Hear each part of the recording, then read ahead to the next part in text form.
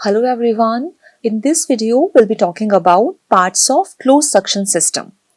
We know that open suctioning can cause a lot of complications like ventilator associated pneumonia in the patients who are put on the mechanical ventilator. To prevent the complications, nowadays we are opting for the closed suction system.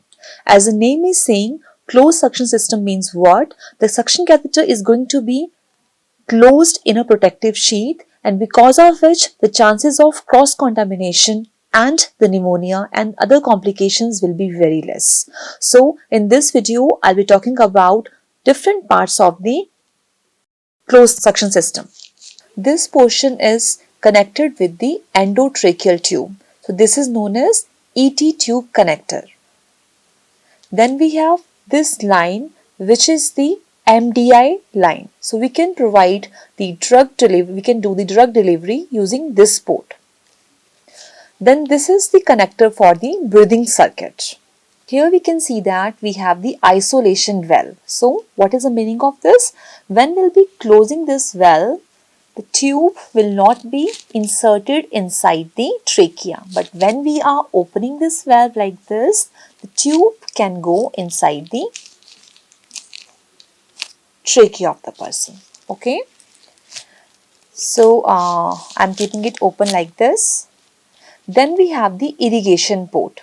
So then after you have done the suctioning, you have to irrigate this suction tube, suction catheter with the help of normal saline, for which the normal saline will be inserted through this port. But when we do this, we have to close this valve and then we have to insert the normal saline for the irrigation of suction catheter.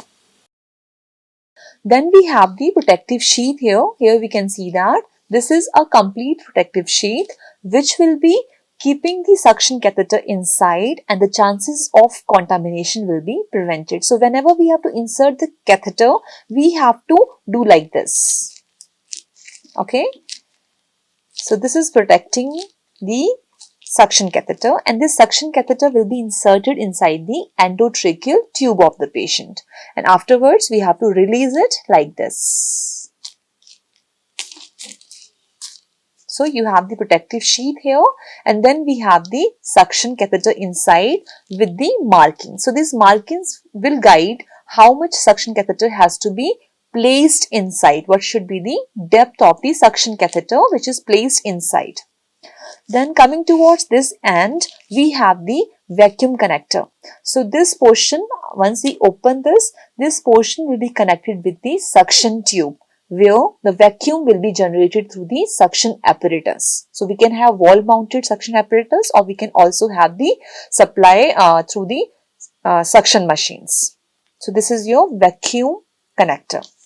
And here we have the button to have the negative pressure. So when we'll be pressing it like this, the negative pressure will be generated. So this is a vacuum generating button. I will again summarize. This is your closed suction system where we have the ET tube connector, we have the breathing circuit connector, we have the port for the insertion of, for the installation of drugs which is known as MDI port.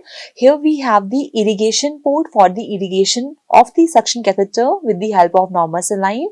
Here we have the valve which will be causing, like it is known as isolation valve, because this will be isolating the suction catheter with the patient's endotracheal line.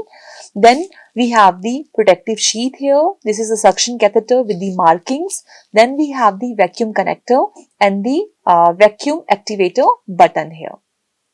That's it for today. Thank you so much.